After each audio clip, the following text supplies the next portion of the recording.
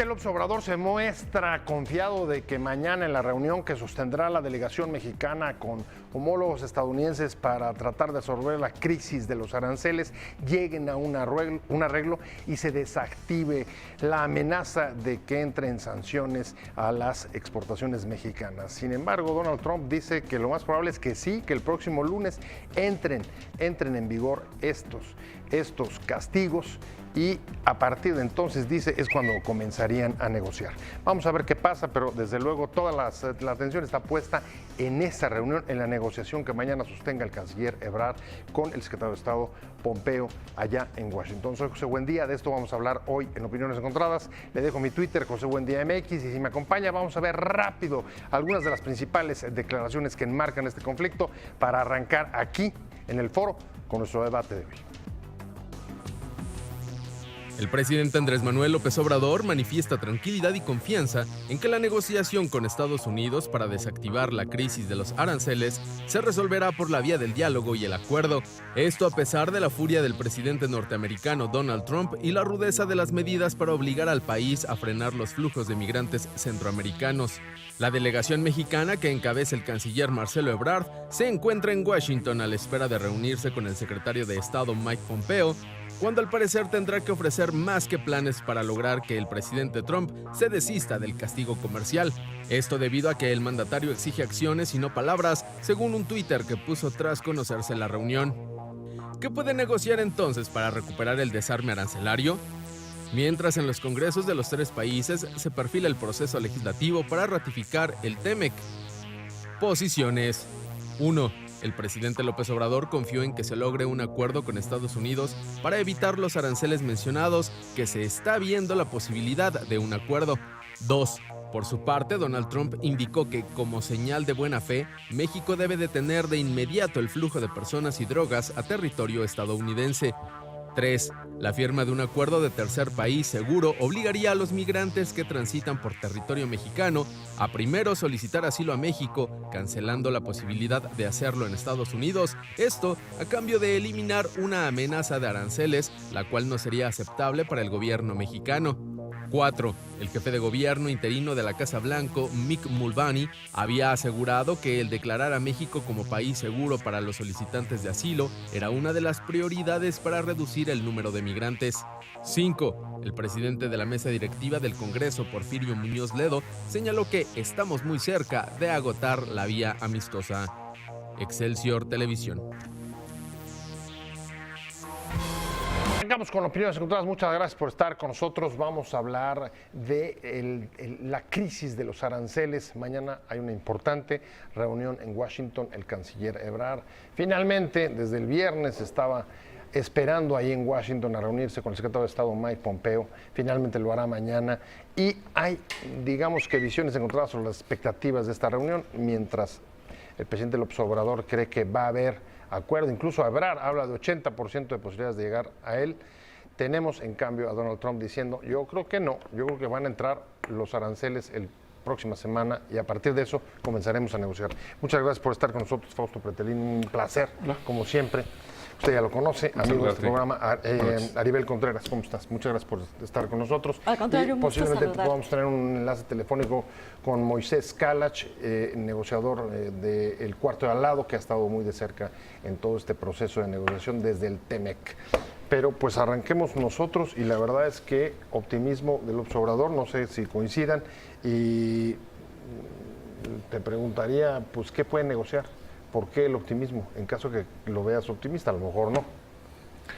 Bueno, tomando como base el 80% de probabilidad de que sea exitosa la negociación, como dijo hoy el secretario de Relaciones Exteriores, pues seguramente tienen información que no la conocemos.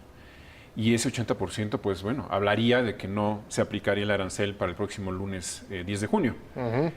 Dado o tomando como base esa información.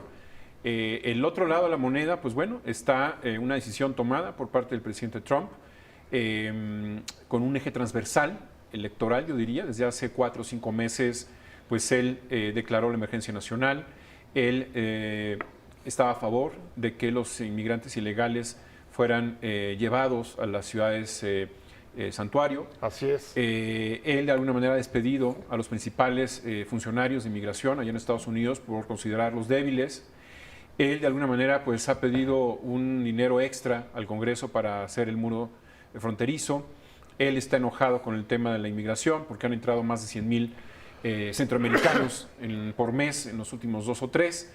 Entonces, tomando como base esa estela que deja o esas huellas que deja Donald Trump en su pase por este tiempo, por los últimos meses, creo que quiere hacerle un guiño también a su base, a la base que dice no cumpliste con la construcción del muro, no cumpliste porque México lo iba a pagar, y en ese sentido creo que va a decir, bueno, ahora saco el látigo y llevo el 5% de los aranceles, aun cuando se dé un disparo al pie. A ver, ahí hay un punto que la verdad es que me preocupa mucho, porque en función del análisis que esté haciendo la delegación mexicana es el tipo de negociación que puede plantear. Muchos coinciden, esto es un asunto electoral y como dice Fausto, está hablándole a su electorado, no les ha cumplido. 18 comienza la campaña formalmente hacia la presidencia. Sin embargo, yo quiero saber si existe también la posibilidad de que estemos leyendo mal. O sea, no dudo que pueda haber un asunto electoral, pero ¿y si además sí hay un asunto, digamos, real, de que le preocupe el tema de seguridad nacional por estos 100,000 centroamericanos que están llegando a Estados Unidos? ¿Cuál de las dos crees que es lo que está en el fondo de las preocupaciones de Trump? ¿Un mero tema electoral o sí hay un tema que le preocupa de seguridad nacional, seguridad fronteriza?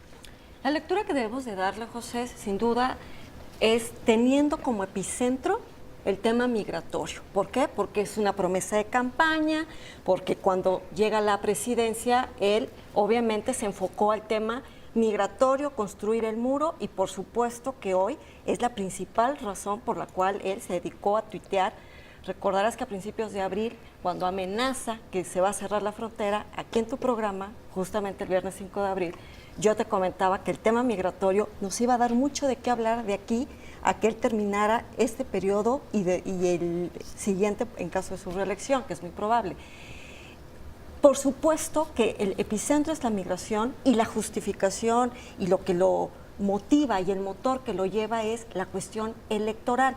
Sin embargo, de acuerdo a estudios que se han realizado en la zona fronteriza, en instituciones, en academias que se enfocan a todo este tipo de migración, es que los reportes dicen que todo el año 2019 se han reportado aproximadamente unos 350,000 o sea, migrantes. Para ti no hay un tema migratorio. A ver, creo que tenemos ya la llamada. Las dos cosas. Moisés Calasi, ¿es así? Sí, hola, ¿qué tal? Muy buenas noches. Moisés, buenas noches, muchas gracias por atender nuestra llamada. Estamos comenzando a tratar de analizar lo que está sucediendo en relación con la crisis de los aranceles, y a mí me gustaría saber, hay sobre la mesa, digamos, una lectura bastante extendida sobre que se trata de un asunto que en el fondo tiene que ver con un problema electoral. Sin embargo, yo quiero saber si dentro de las lecturas que pueda estar haciendo la delegación mexicana está también el pensar que además de la parte electoral sí hay un asunto de preocupación sobre seguridad nacional e inmigración, porque de la lectura que se haga, pues dependerá el planteamiento que mañana se haga en Washington. Hola, José, muy buenas tardes, y también por ahí saludos a Maribel y al doctor Betes, que somos conocidos por fortuna todos. Claro. Pues, yo creo que sí hay varios ángulos. Me parece que es importante mencionar que ustedes seguramente hablaron de la situación política. El presidente Trump está en un punto político complejo. El reporte Mueller le vino a poner mucha presión sobre su credibilidad. El pleito abierto público con los demócratas también ha hecho que su momento, digamos, preelección 2020 no haya tenido los éxitos que él esperaba, especialmente la ratificación del tratado, entre otras cosas, una ley de infraestructura, etcétera. Y bueno, el presidente Trump ha demostrado que su mente y su equipo de trabajo están muy enfocados en la elección de 2020. De hecho, lanza su campaña en junio 18. Y entonces, sin duda, lo más importante para él es, primero, y seguirá siendo primero, su base de votantes y su su visión hasta la elección 2020. Entonces sí, definitivamente es un tema político y definitivamente el momento de este lanzamiento pues se alineó a intereses políticos locales que tienen muy poco que ver con México. Ahora bien, definitivamente me parece que no hemos hecho un buen trabajo en el tema migratorio. Venimos prometiendo mejorar la situación en el último año y en vez de mejorar se ha agravado de forma dramática. Entiendo que los números, por ahí hay números alentadores, pero en realidad los números, si se ve la foto grande, digamos, los números son muy preocupantes. A ver, pero entonces ahí Moisés, y lo pongo sobre la mesa, a ver, ¿ustedes qué opinan? Entonces, ¿qué es lo que puede ofrecer mañana la delegación mexicana para salir, digamos, con la posibilidad de desactivar la crisis de los aranceles? ¿Estaríamos hablando de ofrecerle el tercer país seguro o cuotas mucho más altas de lo que han estado expulsando de migrantes? ¿Cómo ven, Fausto? Bueno, pues, a ver, yo creo que, ¿qué se le puede ofrecer? Sí. O sea, ¿cómo se puede comer Moisés, ese 80%? Yo creo que Moisés ha tocado el dedo sobre el renglón en el sentido de que a lo mejor México sí le ha faltado alguna estrategia importante desde el punto de vista de parar todas estas caravanas que han surgido desde el año pasado, en Honduras particularmente, que se convirtieron en un fenómeno. Y eso a lo mejor ha habido más retórica que acciones, ¿no? O sea, la política de puertas abiertas del principio de la administración ha ido en contra del desarrollo, digamos, de la relación bilateral. Yo creo que sí. O sea, tan es así que, por ejemplo, yo no veo a dónde está la Secretaría de Gobernación. O sea, que de alguna manera tiene mucha injerencia sobre el tema de la migración.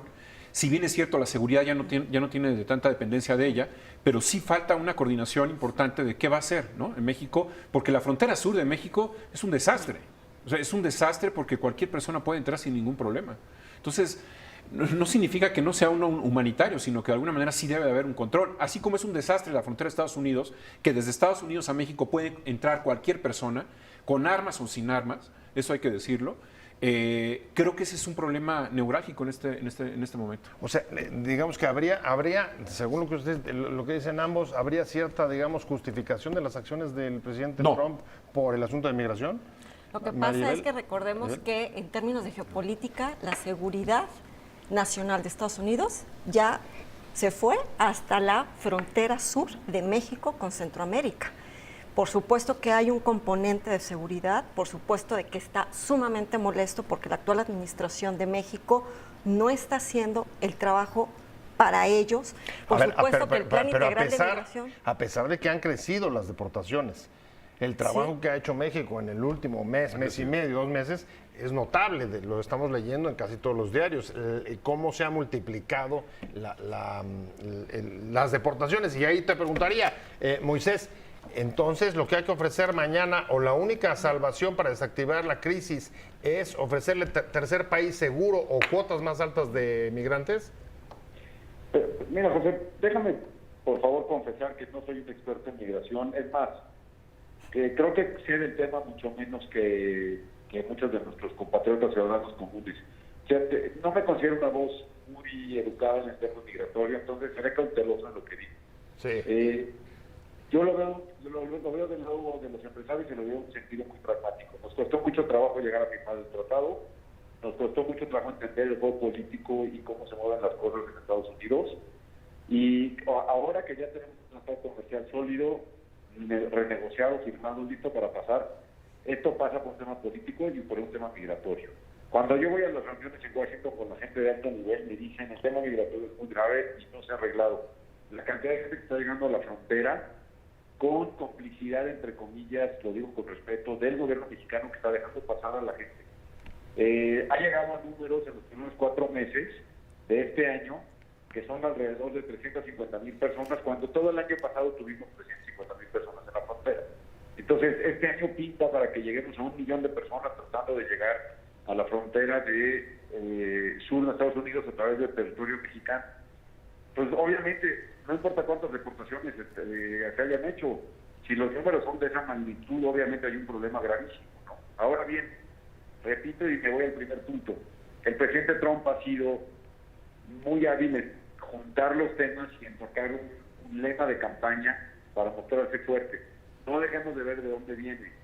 Si tenemos que ofrecer un tercer país seguro, no, yo no lo puedo responder. Lo que sí tenemos que ofrecer es una solución concreta de trabajo conjunto para corregir y ordenar el tema migratorio en nuestro país, porque también está causando en nuestro país, y en el proceso de que el paso a nuestro país para llegar a Estados Unidos.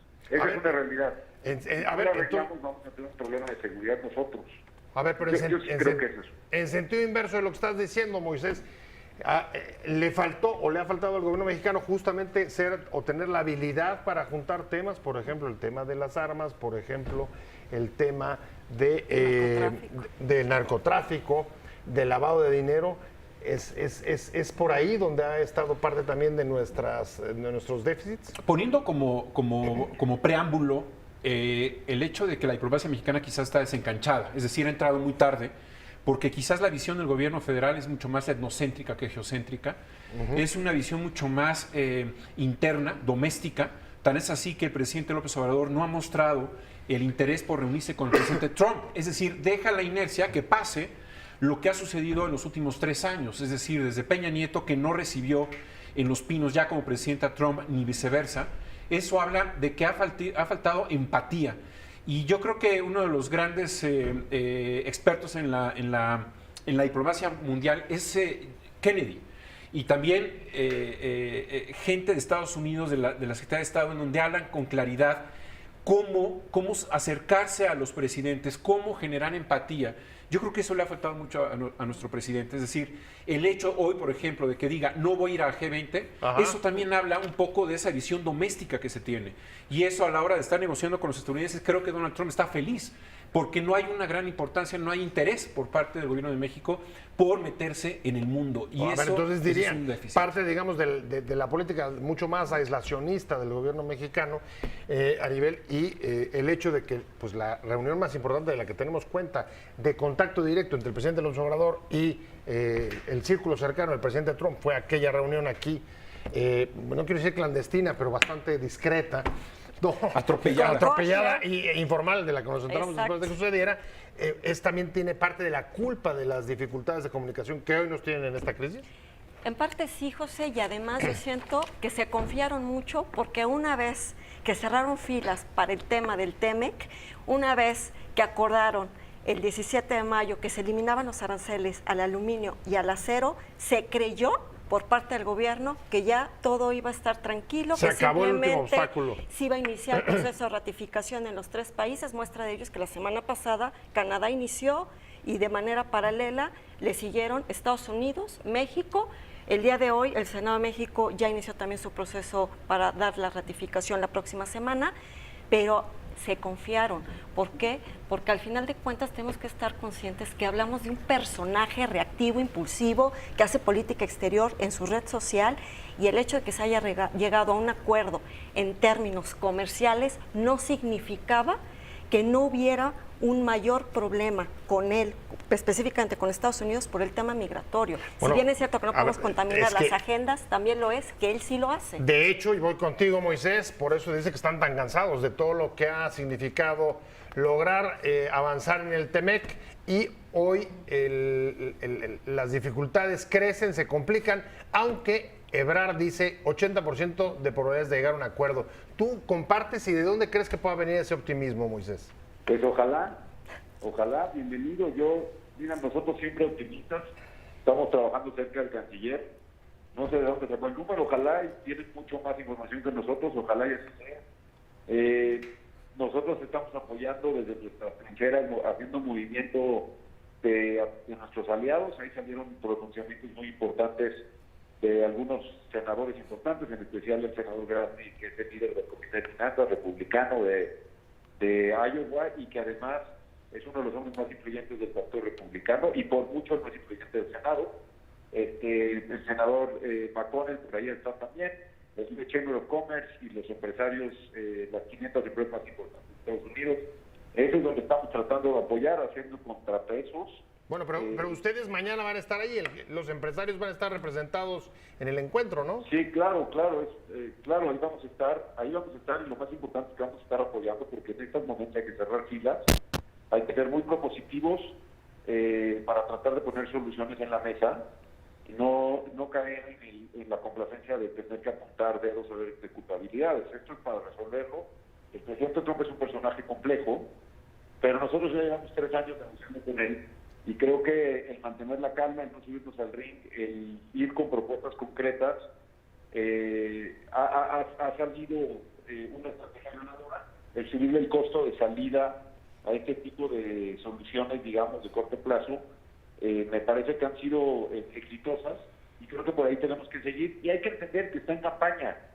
Eso es lo más importante de todo. Él está en campaña. Estos son los temas que quieren oír su base para la campaña del 2020. Bueno, pues mira, está en campaña y hay un factor que después de un corte comercial rapidísimo, te pido que te quedes con nosotros, quiero abordar, que es el factor Joe Biden, justamente en el corazón de la campaña hacia la reelección de Donald Trump. ¿Logrará o no desactivar la crisis de los aranceles mañana en la reunión que sostendrá Marcelo Ebrard, el canciller, con el secretario de Estado de Estados Unidos, Mike Pompeo? Y hay un factor que quiero poner sobre la mesa. Estamos platicando con Aribel Contreras, Fausto Pretelín, Moisés Kalash. Voy contigo, Moisés, porque sé que vas a tener que retirarte por asuntos de tiempo. Pero, a ver, una de las apuestas más importantes que se ha estado haciendo desde México es generar pronunciamientos, activar aliados que se opongan a la decisión y a la política comercial arancelaria del presidente Donald Trump. Pero hay un factor, y un factor se llama Joe Biden. Joe Biden, que hoy está encabezando las encuestas y que es un reconocido defensor, primero del Tratado de Libre Comercio como legislador de Delaware, y después uno de los principales impulsores del TPP. Si es así, ¿crees tú que puede ser tan grave como que el rechazo o la política hacia México arancelaria vaya directamente contra Biden y sea ese el tema? No, honestamente no lo creo. O sea, Okay. yo considero que trataron, la Casa Blanca tiene demasiado capital político apostado en el TEMEC. Ya que el presidente Trump fue a Buenos Aires a firmar ese tratado después de haber dicho que es el peor tratado en la historia de la humanidad, y después de haber negociado 2 años y medio, me parece que con esa firma le pones todo su capital político atrás. Hemos visto a todos los funcionarios de alto nivel de la Casa Blanca moviéndose para intentar que esto pase por el Congreso, y no creo que ese sea el problema. Yo creo que el problema más importante hoy es el tema político dentro de Estados Unidos, no necesariamente directo con Joe Biden. O sea, obviamente hay una confrontación con el partido, con los líderes del Partido Demócrata. Yo creo que tiene un problema más grave hoy con Nancy Pelosi, ya que Nancy Pelosi tiene la llave para que los procesos en la Cámara, para tener la mayoría en el Congreso, tiene la llave para que esos procesos puedan ir avanzando en el Congreso. Y me parece que con ella tiene un problema mucho más grande en este momento, porque está bloqueando la agenda del presidente, especialmente este tema, y desde ahí es de donde se puede impulsar un juicio a su actuar en el tema de Rusia, ¿no? A ver, pues justo lo que le preocupaba a Aribel era la reunión con Nancy Pelosi hoy. ¿No? Me parece muy ¿Cómo lo ven importante. Digo ustedes? que la delegación mexicana hizo muy bien alineada a Nancy Pelosi, está del otro lado de la mesa, una mujer muy poderosa. Hay que tener mucho cuidado de no meterse en los temas de política interna de Estados Unidos. A mí me parece que en México lo que necesitamos es aliados de los dos lados del pasillo, como dice por ahí, o sea, de los dos partidos, y que vean a México como un aliado estratégico en muchos temas, sin importar de qué partido sean. No podemos tomar partido.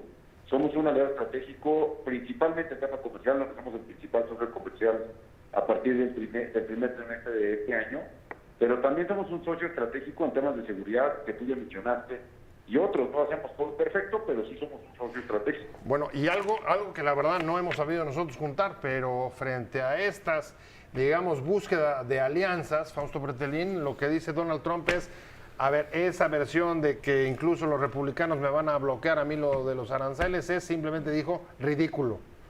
Bueno, sí, a ver, yo creo que O sea, ¿es el hocicón hablando?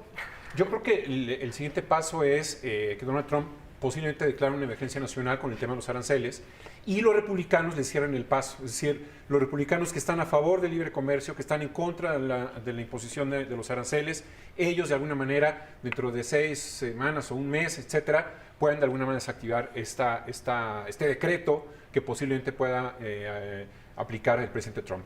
O sea, los republicanos son la clave en este momento. A ver, entonces tú no eres tan optimista de que mañana se pueda desactivar. ¿Tú No, crees yo que creo sí van que a entrar? yo creo que sí va a entrar, pero no va a entrar el 10, 15, 20, 25%. Yo creo que se queda en el 5%, que de alguna manera pues bueno, ya está como que asimilable a lo que ha sido la devaluación en los últimos 3 días o 4 días en nuestro peso contra el dólar. Está de alguna manera descontado, pero ya viene la otra etapa, es decir, la etapa política en donde los republicanos van a estar en contra de la postura de Donald Trump. Esa es la clave. ¿Coincides o difieres con Fausto, Moisés? No, yo coincido que los republicanos van a estar en contra. Creo que hemos sido muy exitosos en demostrarles que están dañando a sus empresas y están dañando a sus empleos, están dañando a sus estados y a sus bases. Entonces, en ese sentido, coincido con Fausto en los ejemplos que hemos mencionado. Estoy seguro, ya se pronunció, el mismo jueves se pronunció, el senador Gladney de Iowa, que mencionó hace un momento, es el presidente del Comité de Finanzas, que es republicano. Y sin él, yo creo que no podrías pasar una sola ley en Estados Unidos. Entonces yo creo que el simple pronunciamiento de él es un ejemplo que los mexicanos ya entendieron que esto se va a dañar a sus bases y entendieron que se está en contra de eso. Entonces yo sí confío en eso. La gran pregunta va a ser si podemos comprar un poco de tiempo para poder llegar a un acuerdo político o no. Eso debería ser parte de la estrategia. Me parece que lo estamos sugiriendo y eso nos puede ayudar a armar un paquete más comprensivo en el tema migratorio y pues ganar un poco de tiempo obviamente en la base para seguir ganando aliados en el tema comercial. Pues te agradezco muchísimo, Moisés Kalach, que haya estado con nosotros. Esperamos que la próxima vez te podamos ver aquí en persona en el estudio. Mientras tanto, un abrazo, mucha suerte. Mucho gusto. Igual, que estés muy bien. Buenas noches. Buenas noches. Nos seguimos hablando sobre las expectativas de lo que pueda suceder mañana en la reunión para tratar de desactivar la crisis arancelaria con Estados Unidos. Y en el corte estábamos platicando intensamente aquí sobre el asunto y decía, regresando al punto, sobre a ver cuál es la lectura, si la lectura es correcta, es solamente un asunto electoral o si hay un asunto de seguridad nacional. Y tú decías, incluso la parte que está reclamando de migración está conectada o puede ser favorable a los propios intereses electorales de Donald Trump. ¿Así lo ves tan maquiavélico incluso? Yo veo mucho a Steve Bannon en estas decisiones. Yo veo mucho a ese ideólogo que durante varios meses estuvo al lado de su oficina en la Casa Blanca. Yo veo esa visión totalmente electorera, porque es un eje transversal que hemos visto en las últimas semanas. Se va cumpliendo como de alguna manera una lista en la cual se va conjugando toda una serie de políticas sobre ese mismo tema, porque de alguna forma la respuesta a través de una imposición de aranceles, pues evidentemente a quien daña es a su país, ¿no? A quien daña son los empresarios y sobre todo a los consumidores. Bueno, en términos racionales, es insostenible esa decisión. Daña si entra en vigor, ya lo veremos la próxima semana, y luego veremos cuánto tiempo está arriba. Ebrard ya dijo lo vimos con los aranceles del aluminio y el acero. Ebrard dijo ayer, con claridad, aún con aranceles, van a seguir pasando los flujos migratorios. O sea, eso significa que una medida no va a curar a la otra. Evidentemente sí hay una correlación y se tendría que trabajar sobre ella. Ahora, hay otro punto que me parece importante, lo tocaba Fausto hace rato, y es, a ver, hasta dónde también las dificultades para poder desactivar esta clase de crisis con Donald Trump, que se van a seguir repitiendo, tiene que ver también con un poco el paso para atrás que el nuevo gobierno ha dado en la escena internacional, y la expresión clara es la ausencia del presidente López Obrador en el G20. ¿Qué opinas? ¿Qué costo tiene para nosotros que no vaya el presidente al G20? Va a mandar una carta para denunciar la desigualdad en el mundo. Pues ya dijo que va a mandar al secretario de Hacienda y al canciller, pero por supuesto que Donald Trump ha estado muy molesto con la postura en cuanto a la política exterior de México desde el caso que vimos de Venezuela. Recordemos que meses atrás, ante esta postura neutral, por supuesto que él tuiteó que no estaba de acuerdo en que México no se sumara al Grupo de Lima, no se sumara a poder reconocer a Juan Guaidó. De igual forma, no está de acuerdo en el plan integral migratorio que México ha estado sumando votos para poder integrar. Bueno, a ver, ahí simplemente no lo han pelado. Y Estados Unidos no se Perdón el sumó. coloquialismo. Pero es correcto, tu percepción y tu opinión es muy atinada y muy pertinente, José, porque pretendían que Estados Unidos se sumara y más bien el respaldo fue de España, de Alemania, van a aportar recursos, pero al día de hoy Estados Unidos está en total desacuerdo. Los últimos tweets que dio hace 3 días era: bueno, además del tema migratorio, ustedes no han hecho nada para detener las drogas. Ahora nos afecta no ir a esa clase de espacios internacionales de concertación, esos foros multilaterales de concertación en crisis como la que estamos viviendo. Sí, Totalmente. Claro. Totalmente. Hay países como España que estarían muy, muy contentos de pertenecer al G20, ¿no? Ellos van como invitados, no pertenecen al G20. Muchísimos otros países quisieran estar presentes en ese tipo de foros. Y yo creo que ahora no tendría que ser optativo. O sea, no es una materia optativa. Así como en la universidad, ¿no? Para los chavos que hay unas materias optativas, esto es obligatorio. Obligatorio desde el punto de vista que son los foros adecuados para sentarse cara a cara, en este caso con Donald Trump, para decir, oiga, ¿hacia dónde va con estas decisiones? Hay que recordar que la diplomacia con Donald Trump no se utiliza al 100%, o sea, Donald Trump no utiliza el paquete de las herramientas diplomáticas. La obligación de México es utilizarlas al 100% y algo más. Entonces, ahí evidentemente sí ha faltado ese acercamiento, sí ha faltado que se vean cara a cara. Entonces, yo creo que eso es algo muy importante que no nos hemos querido dar cuenta a lo largo de los primeros 6 meses del gobierno. O sea, la falta de la gestión y uso de todos los instrumentos y canales diplomáticos. Por supuesto, porque cuando el presidente Obrador en su carta le dice, no estoy de acuerdo con el Primero América, bueno, cuando dice el presidente de México que la mejor política exterior es la doméstica, es exactamente lo mismo. Primero México. Y en ese sentido, no se trata de nacionalismo, se trata de que la economía mexicana esté imbricada totalmente en Estados Unidos y viceversa. Y en ese sentido, no se habla de injerencia ni nada, se habla de que se tiene que coparticipar. Aquí no viene el tema de la soberanía, aquí se habla de que es uno de los mercados más importantes del mundo, Canadá, Estados Unidos y México, que tenemos, para bien o para mal, pues la ubicación geográfica de que estamos predeterminados para cohabitar con Estados Unidos por el resto de la vida de este planeta. Y entonces hay que tomar las cosas como deben de ser. La diplomacia creo que ha llegado muy tarde, está desencanchada, está viendo hacia adentro. Tan es así que el mejor ejemplo ha sido todas las ocurrencias que ha pasado desde el viernes a la fecha, con memes, con chats, con mensajes desde el aeropuerto, con logotipos de telefónicas atrás. Eso es verdaderamente absurdo, porque si al presidente Trump le interesa mucho Twitter, tendría que cuidar mucho el que se encarga de las redes sociales de relaciones exteriores. ¿Qué está pasando ahí desde su punto de vista? Es que tiene malos asesores, porque te refieres a Ebrard. Buena parte de las anécdotas han tenido que ver con eso, ¿no? La foto con Huawei atrás. Bueno, a ver, cuando uno dice... Entonces, ¿es mal asesorado o cree que es la estrategia adecuada tratar de ponerse un poco al tú por tú en Twitter o cómo?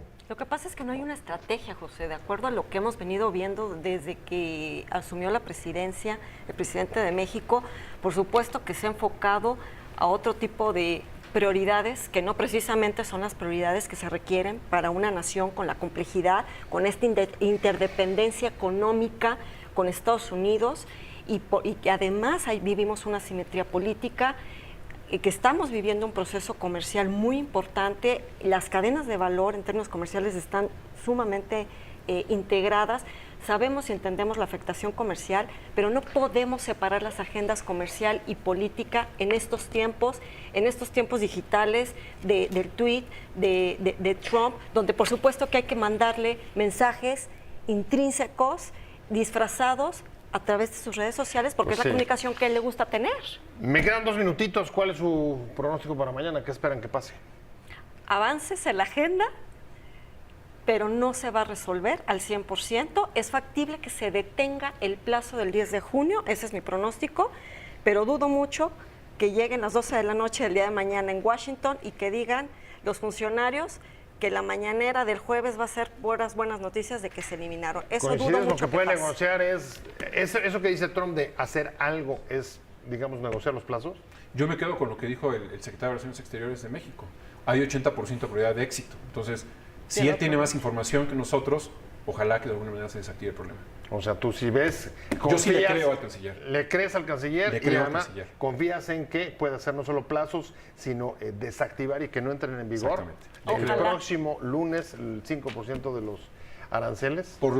Con base al número de probabilidad, A mí me gusta mucho la estadística, pues ojalá que así sea. Mira, generalmente es más pesimista. Esta vez, No. esta vez Fausto Lo dijo Petelín nuestro era canciller, lo dijo mucho nuestro más canciller. optimista de lo que Lo dijo nuestro Pues generalmente. la cuenta es regresiva anda. de aquí al domingo y así que estemos muy atentos a lo que estén posteando en las redes sociales los funcionarios para ver qué sucede, porque mientras tanto en México y en los mercados bursátiles la afectación de todo lo que digan y se resuelva la estaremos viviendo día con día, así que la cuenta regresiva ya empezó. Bueno, pues muchas gracias, de verdad, muchísimas gracias por haber estado con nosotros en Al Opiniones contrario. Encontradas. Muchas gracias a Liber Contreras, profesora investigadora de la internacionalista y iberoamericana. Muchas gracias, Fausto Pretelín, como siempre, pronto. un placer tenerte aquí. Y muchas gracias a Moisés Kalach por haber participado también con nosotros vía telefónica, no podía desplazarse hasta acá. Pero sobre todo, muchas gracias a usted.